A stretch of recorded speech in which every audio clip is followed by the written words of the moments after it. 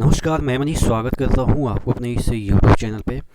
दोस्तों, SSC GD का जो वैकेंसी निकलना था निकल गया है। कल ही के डेट में ये वैकेंसी निकल चुकी है और आप लोग अप्लाई कर लीजिएगा, क्योंकि यहाँ पे इस चैनल पे आपको रेलवे से छोड़ के जितने भी वैकेंसी है सभी वैकेंसी के बारे में आपको यहाँ पे विथ नोटिफिकेशन मैं चर्चा करता हूँ, तो इस चैनल को सब्सक्राइब जरूर कर लीजिएगा।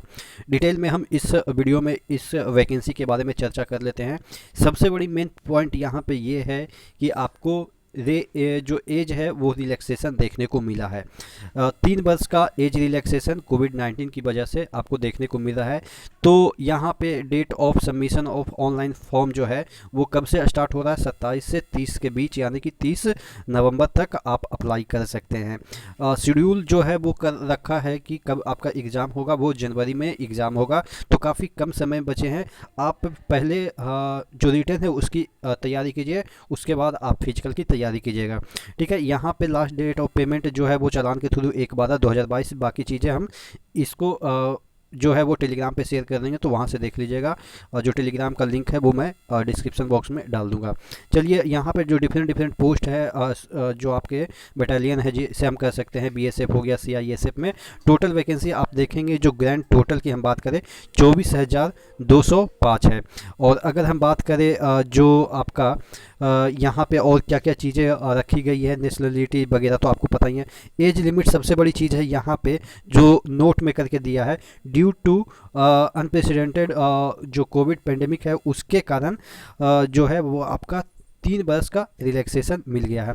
और एज लिमिट की बात करें 28 से 23 रखा गया था, जो आपका ये 1/2023 तक। ठीक है, अब यहाँ पे हम बात कर लेते हैं कि जो SC ST वगैरह में एज रिलैक्सेशन जो मिलता है वो तो 3 वर्ष के बाद जुटेगा। यानी कि अगर आपका एज लिमिट 36 है, एक होता ना जनरल की हम बात करें जनरल, तो उसमें अगर 3 वर्ष का रिलैक्सेशन मिल गया तो क्या हो जाएगा, 36 3 39। एक सैंपल के तौर पे मैं ये नहीं कर रहा हूँ कि एज लिमिट 36 होता है। तो इस तरीके से आप देखेंगे कि एज यहाँ पे आपको रिलैक्सेशन मिल रहा है। और अगर हम बात करें क्या क्या चीज़ें इसमें और रिक्वायरमेंट है, process of certification and format of certificate वगैरह जो फॉर्मेट है वो आपको यहाँ पे अटैच दे रखा है कि किस फॉर्मेट में आपको सर्टिफिकेट बनाना है, यानी कि सेंट्रल लेवल का जो सर्टिफिकेट है उसका भी फॉर्मेट इसमें दे रखा है। एजुकेशनल क्वालिफिकेशन की हम बात करें तो 10th लेवल का जॉब है, यानी कि आपको यहाँ पे स्टार्टिंग में इंसेंटिव वगैरह मिला के 35 से 40 हज़ार स्टार्टिंग सैलरी मिल जाती है।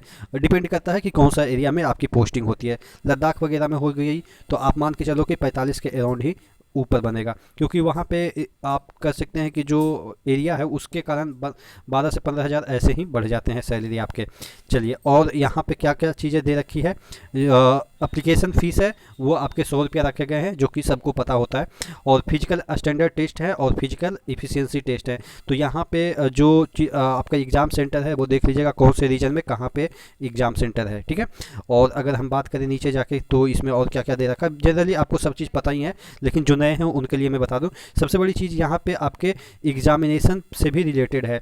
जो पहले क्वेश्चन होते थे वो 100 क्वेश्चन होते थे, लेकिन इस बार क्वेश्चन की संख्या जो है वो आपके देखिएगा बीचों वर्ष, यानी कि 20 क्वेश्चन घटा दिया गया है।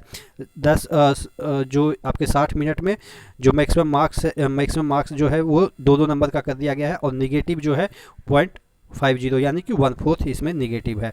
सब्जेक्ट वही है, रीजनिंग है, मैथ्स है, जनरल अवेयरनेस है, इंग्लिश या हिंदी, दोनों में से कोई एक है। काफ़ी इजी एग्जाम होता है, यानी कि ये टफ नहीं है। 10th लेवल का क्वेश्चन पूछे जाते हैं, काफ़ी इजी होता है। फिजिकल स्टैंडर्ड और फिजिकल एफिशिएंसी अगर निकाल लेते हैं तो आपका इसमें होने की संभावनाएं ज़्यादा है, क्योंकि वैकेंसी काफ़ी मात्रा में यहाँ पे निकली हुई है।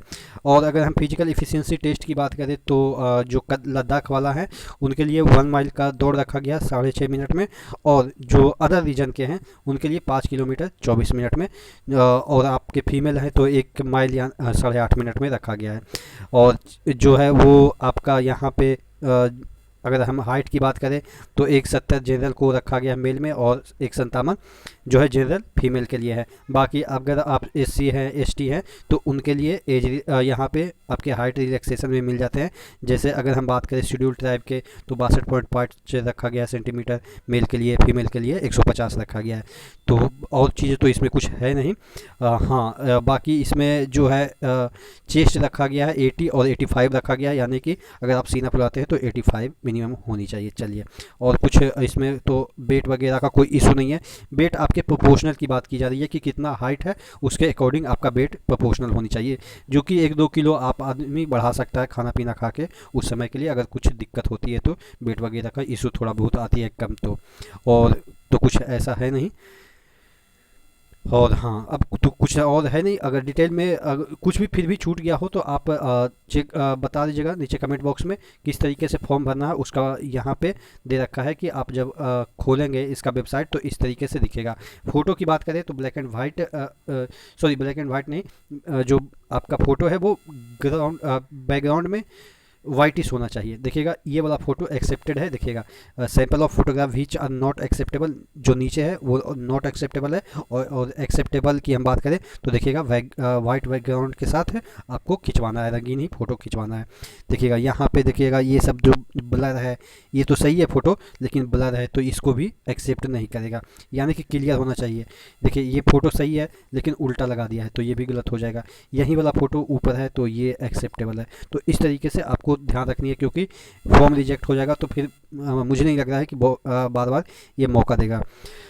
उसके बाद तो नीचे जो भी आपके सर्टिफिकेट खोजे जाते हैं, जैसे format of SC ST certificate, इस तरह का सर्टिफिकेट होनी चाहिए। और आपके जो भी OBC है वो सब चीज़ें यहाँ पे दे रखी है कि कैसे बीकर सेक्शन के लिए, EWS वाले के लिए क्या क्या किस तरीके का फॉर्मेट है वो भी यहाँ पे दे रखी है। तो आशा करते हैं इस वैकेंसी को आप लोग ज़रूर फिल करिएगा, जो भी इस क्राइटेरिया के अंतर्गत आते हैं। 170 से ज़्यादा हाइट है या रनिंग कर लेते हैं तो वो सब ज़रूर इसको भरिएगा, क्योंकि बेरोजगार से बेटर है कि आपके पास कोई ना कोई जॉब हो। चलिए नेक्स्ट वीडियो में मिलते हैं, और चैनल पे नए हैं तो सब्सक्राइब जरूर कर दीजिएगा। धन्यवाद।